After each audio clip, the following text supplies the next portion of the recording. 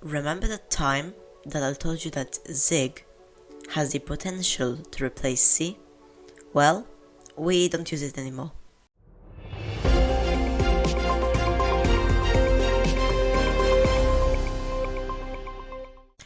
Lately, I stumbled upon this language. It's called C3.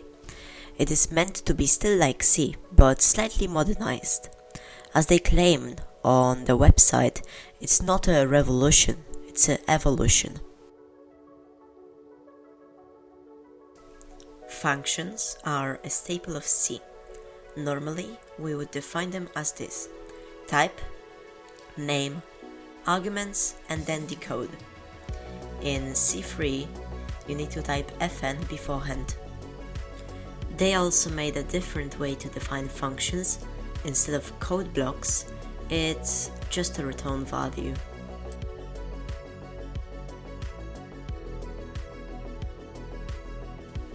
Loops in C3 are the same. The standard while and for loops haven't changed a single bit. However, the developers of C3 added another type of loop, for each, which is very similar to the C++ for each loop.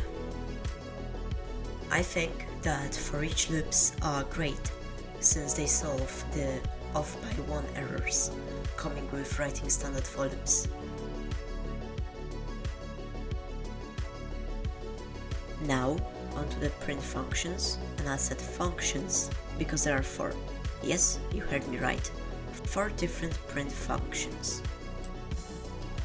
There is printn, which prints the string and a new line character.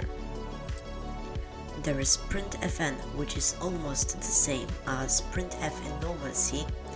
Aside from adding a new line character at the end, printfn, instead of doing the type formats, you just do %s. This also allows you to print arrays. Every print function mentioned above has also a variant which doesn't add the new line character at the end.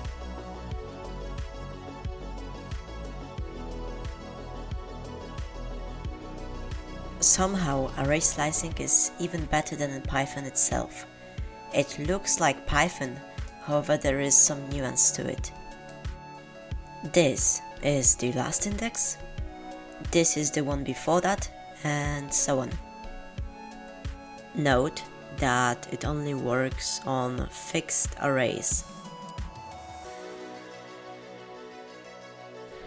There are a lot of bullshit types that come with any C replacement language, and this is expected, but the only ones that you really need to know are char, int, float, and string. But if you wanna dig deeper into this rat hole, there are links to the wiki in the description.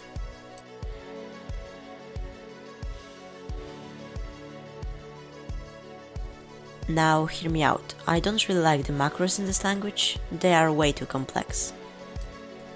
User-defined macros start with the @ symbol, and when you put hashtag before a variable in a macro, it's like text in C macros, I guess. Cool idea, but horrible execution. Now, to wrap things up, here are the pros.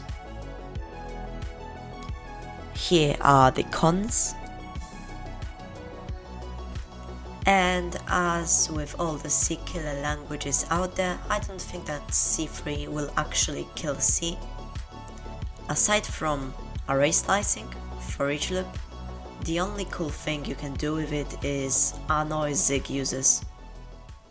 That's for it today, I see you in the next one.